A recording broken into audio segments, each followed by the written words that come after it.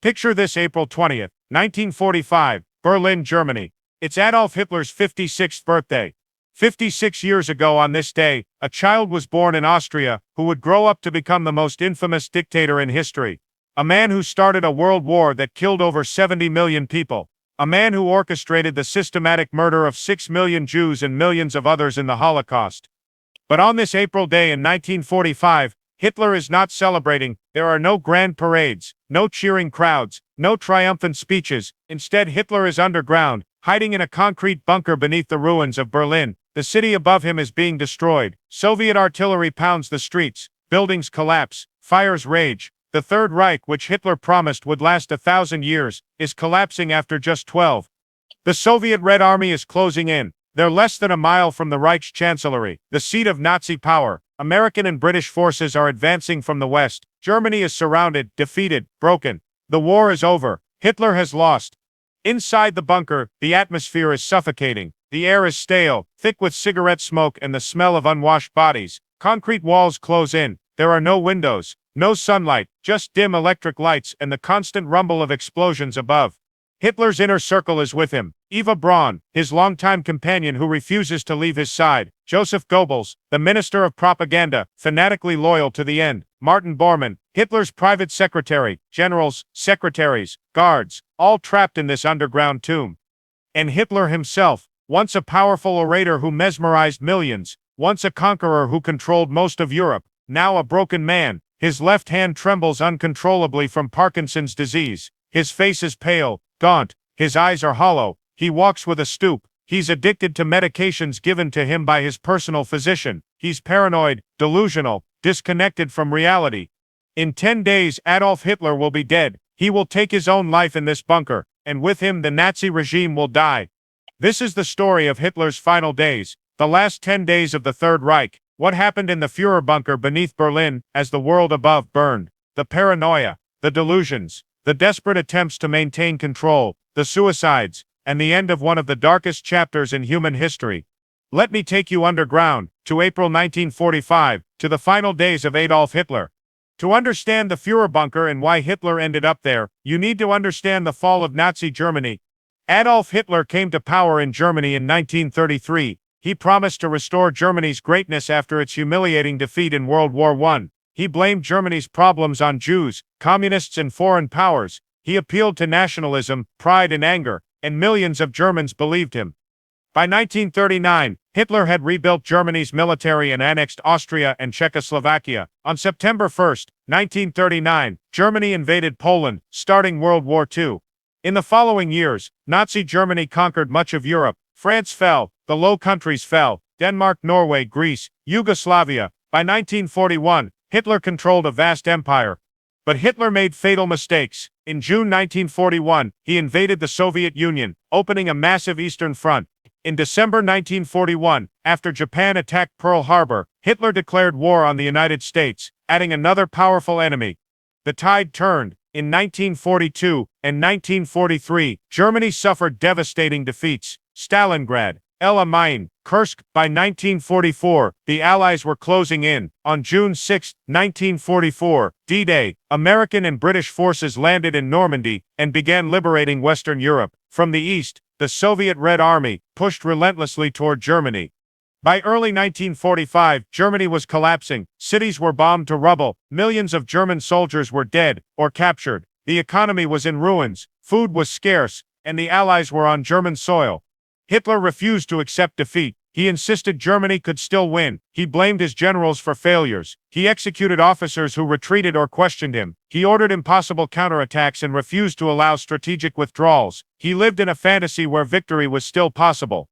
In January 1945, as Soviet forces advanced into Germany, Hitler moved permanently into the Führerbunker beneath the Reich's chancellery in Berlin. He would never leave. The Führerbunker was an underground complex built in 1944 beneath the Reich's chancellery garden. It was designed as Hitler's emergency headquarters. The bunker was about 50 feet underground, protected by thick concrete walls and ceilings. It had 2 levels.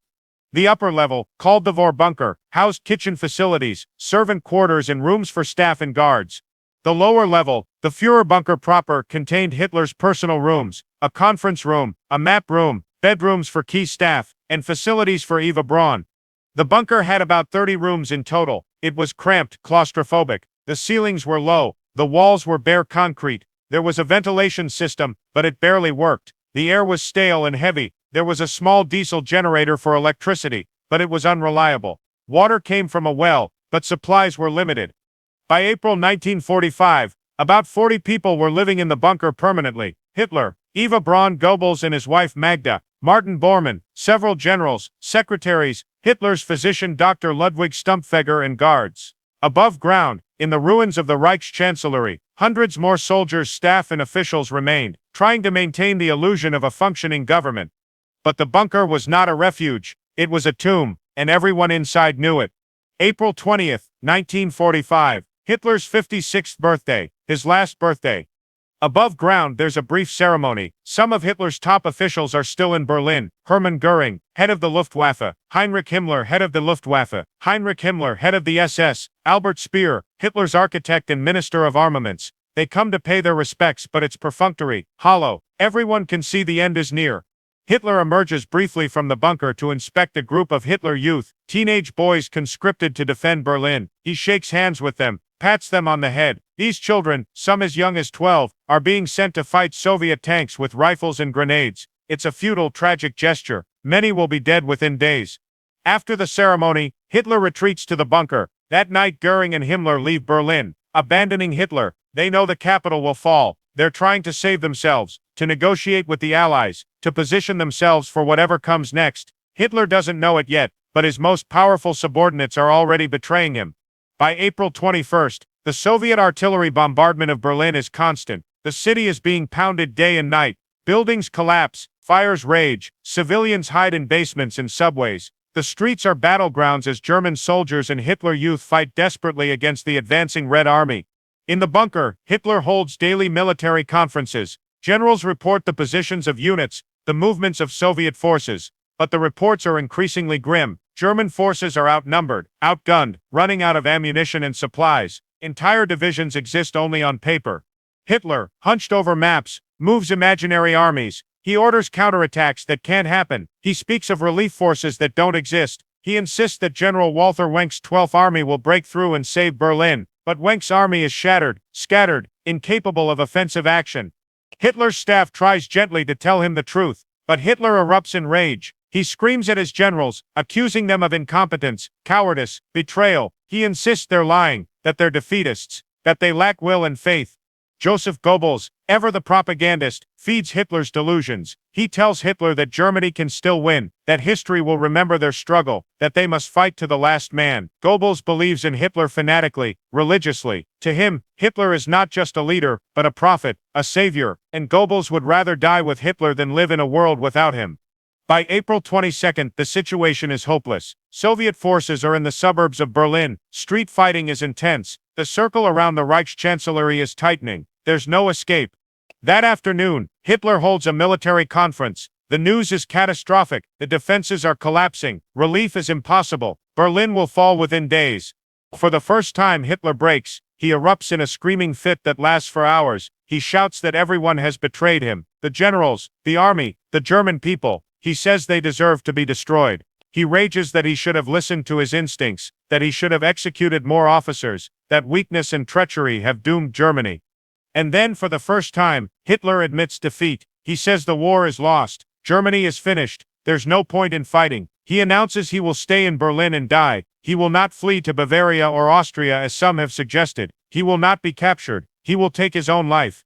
His staff is stunned. For years, Hitler has insisted on victory, refused to consider defeat. Now suddenly he's giving up. Some beg him to leave Berlin, to continue the fight from the south, but Hitler refuses. He says his life is over. His mission has failed. There's nothing left but to die. April 23, 1945. Hitler learns of a betrayal that enrages him more than any military defeat. Hermann Göring, Hitler's second-in-command and designated successor, has sent a telegram from Bavaria. In it, Göring asks Hitler if, given the situation in Berlin, he should assume leadership of Germany. Göring phrases it diplomatically, but the implication is clear. Hitler is trapped and will likely die, so Göring is preparing to take over. Hitler is furious. He sees this as betrayal, as treason. He orders Göring's arrest. He strips Göring of all titles and positions. Göring, once Hitler's loyal deputy, is now an enemy. The next day, April 24th, Hitler receives another crushing blow. Heinrich Himmler, head of the SS, Hitler's most loyal organization, has been secretly negotiating with the Allies through a Swedish diplomat. Himmler is trying to arrange Germany's surrender without Hitler's knowledge. When Hitler learns of this, he's beside himself with rage. Himmler, the man who built the apparatus of the Holocaust, who ran the concentration camps, who swore absolute loyalty to Hitler, has betrayed him. Hitler orders Himmler's arrest, but Himmler is already gone, fled from Berlin. Hitler feels utterly abandoned. His closest allies have turned on him. The military has failed him. The German people, he believes, have failed him. He's surrounded by enemies, traitors and incompetents. In the bunker, the atmosphere is one of despair and madness. People drink heavily, some cry, others sit in silence, waiting for the end. Outside, the sound of explosions grows louder. Soviet forces are closing in. The bunker shakes with each artillery blast. But amid the chaos, there's one person who remains steadfast by Hitler's side, Eva Braun. Eva Braun met Adolf Hitler in 1929, when she was 17 and working as an assistant in a photography shop in Munich. Hitler was 40, a rising political figure. They began a relationship, but Hitler kept it secret. He wanted to maintain his image as a leader married only to Germany. Eva lived a strange, isolated life. She stayed in Hitler's Munich apartment or at his mountain retreat, the Berghof. She was rarely seen in public. Few Germans even knew she existed. She was forbidden from appearing in photographs with Hitler. She waited for him, lonely, often depressed. She attempted suicide twice in the 1930s. But Eva loved Hitler, completely unconditionally. And in April 1945, when Hitler is trapped in the bunker and everyone else is fleeing, Eva chooses to stay. Hitler begs her to leave. He tells her to go to Bavaria, to be safe. But Eva refuses. She says she will stay with him until the end. If he dies, she will die with him. Hitler is touched. Eva's loyalty, in contrast to the betrayals of Göring and Himmler, means everything to him. And so on April 28th, in the bunker, Adolf Hitler and Eva Braun are married. It's a small, grim ceremony. A city official is brought into the bunker to perform the civil wedding. Joseph Goebbels and Martin Bormann are witnesses. Eva signs the marriage certificate, Eva Braun, then crosses out Braun, and writes, Eva Hitler, née Braun. There's a brief reception. Wine is served. Hitler and Eva sit together, speaking quietly. For a moment the horror outside is forgotten, but the moment doesn't last. Reality intrudes. The bunker shakes. The end is near. April 29, 1945. Hitler spends the day dictating his last will and testament. He's obsessed with history, with how he'll be remembered. He wants to justify himself, to explain his actions, to blame others for Germany's defeat. In his political testament, Hitler blames the Jews for starting the war. He says Germany fought bravely but was betrayed by traitors and weaklings. He expels Göring and Himmler from the Nazi Party for their betrayals. He names Admiral Karl Dönitz as his successor as head of state. In his personal will, Hitler disposes of his belongings. He leaves his art collection to a museum. He leaves money to his family. And he states that he and his wife, Eva, have chosen death over capture or surrender.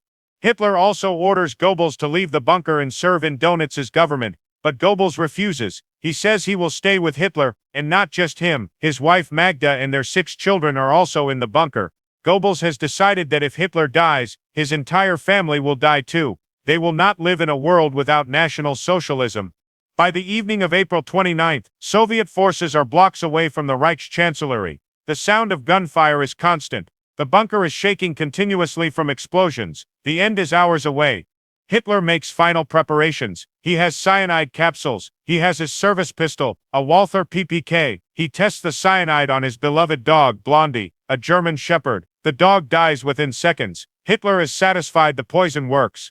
Hitler says his goodbyes to the bunker staff. He shakes hands. He thanks them for their service. Many are crying. Some beg him to escape, to try to break out. But Hitler refuses. He's made his decision. Tomorrow he will die.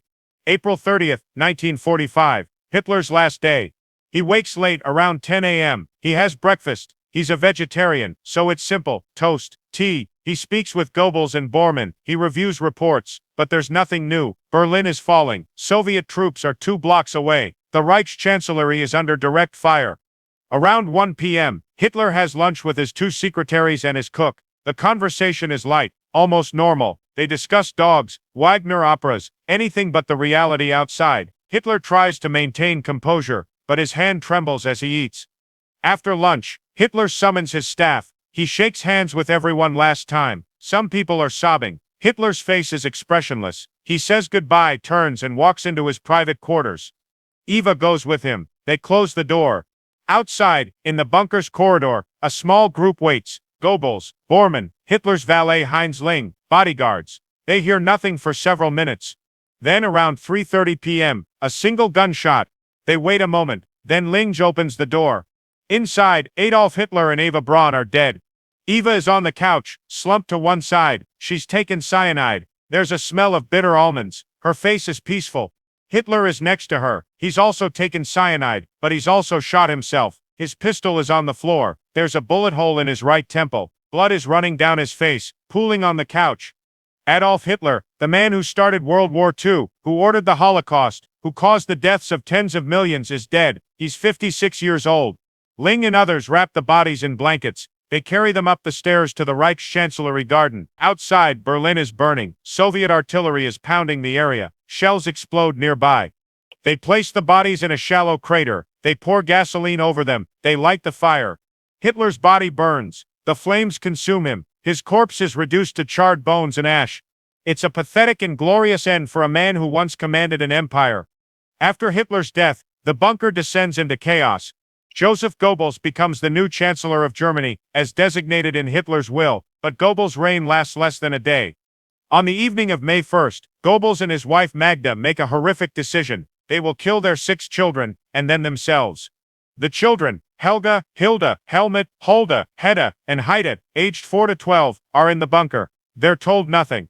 That night, they're given hot chocolate laced with sedatives. Once they're asleep, Magda and an SS doctor crush cyanide capsules into their mouths. All 6 children die. Then Joseph and Magda Goebbels go up to the garden. They take cyanide. An SS guard shoots them to ensure they're dead. Their bodies are burned, like Hitler's, but not as thoroughly. The flames are smaller. The remains are recognizable. Others in the bunker try to escape. Martin Bormann, Heinz Ling, and several others attempt to break out and flee through Berlin to the German lines. Some succeed. Some are killed. Bormann's fate is uncertain for decades, but remains found in 1972 confirm he died during the escape attempt, likely by suicide or in combat. On May 2, 1945, Soviet forces capture the Reichschancellery in the bunker. They find the burned remains of Hitler and Eva. They find the bodies of Goebbels and his family. They find the devastated bunker, littered with empty bottles, documents, and the detritus of the Nazi regime's final days. The war in Europe ends on May 8, 1945. Germany surrenders unconditionally. The Third Reich is over. After the war, Soviet forces conducted autopsies on the remains believed to be Hitler's. They confirmed the identity through dental records. But Stalin, paranoid and suspicious, kept the discovery secret. For years, the Soviet Union claimed Hitler might have escaped. In reality, Hitler's remains were buried, exhumed, moved multiple times. In 1970, the KGB finally destroyed them completely, grinding the bones to powder and scattering them in a river. Stalin wanted to ensure there could never be a Nazi shrine. But Hitler's death was confirmed. Witnesses testified. The dental records matched. Adolf Hitler died on April 30, 1945, in the Führerbunker beneath Berlin. Hitler's final days reveal a man utterly detached from reality. He moved imaginary armies. He believed in victories that couldn't happen. He blamed everyone but himself. Psychologists and historians have debated Hitler's mental state in his final days. Was he suffering from Parkinson's disease? His trembling hand suggests yes. Was he addicted to drugs? His physician Theodor Morell gave him daily injections of amphetamines, opiates, and other substances. Was he delusional? Clearly. But Hitler was also lucid enough to know the end had come. He chose suicide over capture. He wanted to control his own death, to deny the Allies the satisfaction of a trial. Some see Hitler's suicide as cowardice. He started a war that killed millions, and then he took the easy way out. He never faced justice. He never had to answer for his crimes in a courtroom.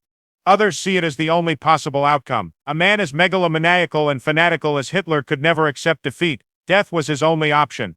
Adolf Hitler's final days in the Führerbunker are a glimpse into the collapse of evil. The Third Reich, built on hatred, violence, and lies, crumbled. The man who promised a 1,000-year empire lasted 12 years. The man who conquered Europe died in a hole in the ground. But Hitler's death doesn't erase what he did. 6 million Jews murdered in the Holocaust, 5 million others, Romani, disabled, political prisoners, LGBTQ+ individuals, Slavs, systematically killed, tens of millions more dead in the war he started, cities destroyed, families torn apart, trauma that echoes through generations. Hitler's legacy is one of incomprehensible evil, and the Führerbunker, that concrete tomb beneath Berlin, is a symbol of his final failure. April 30th, 1945, 3:30 p.m., a gunshot in a bunker, Adolf Hitler dead, Eva Braun dead, the Nazi regime collapsing. 10 days earlier, April 20th, Hitler's 56th birthday, delusional conferences, imaginary armies, betrayals by Göring and Himmler, Eva's loyalty, a grim wedding. April 29th, last will and testament, blame for everyone but himself, cyanide tested on his dog. April 30th, goodbyes, lunch, a closed door, a gunshot, bodies burned in the garden. May 1st, Goebbels murders his 6 children, then kills himself. May 2nd, Soviets capture the bunker. May 8th, Germany surrenders. The war ends. The Führerbunker, 50 feet underground, concrete walls, stale air, dim lights, 30 rooms, 40 people, a tomb for the Third Reich. Hitler, from a child in Austria to the most infamous dictator in history, from conqueror of Europe to a broken man hiding underground, from Führer to corpse. His final days: paranoia, delusions, betrayals, rage, despair, and finally, a bullet. Adolf Hitler, April 20th, 1889, April 30th, 1945, the man who started World War II, the architect of the Holocaust, the embodiment of evil. And in the end he died alone, underground, in a bunker, as the world he tried to conquer burned above him. The Führerbunker, April 1945, the final days of Adolf Hitler, the end of the Third Reich.